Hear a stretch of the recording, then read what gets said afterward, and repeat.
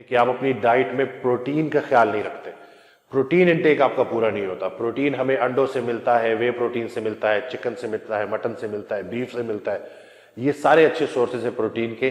तो जब भी आप डाइट पे जाएं तो आप इस चीज का ख्याल रखें कि कम से कम पूरे दिन में 101 ग्राम प्रोटीन तो आप अपनी डाइट में रखें।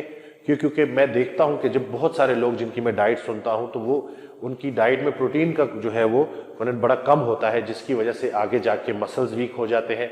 और प्रोटीन रिक्वायर्ड है, और भी बहुत सारे फंक्शंस है प्रोटीन के जो उसने करने होते हैं। एंजाइम्स प्रोटीन से बनते हैं, बहुत सारे हार्मोन जो है वो प्रोटीन पेप्टाइड इन नेचर होते हैं। तो अपनी डाइट में प्रोटीन को पूरा रखें। क्योंकि खाली वजन कम नहीं करना, अपने जिस्म को मजबूत करना है, अपने मसल्स को मजबूत करना है, अपनी सेहत को बेहतर करना है, जिसके लिए आपकी डाइट में प्रोटीन का पूरा होना बहुत ज्यादा जरूरी है।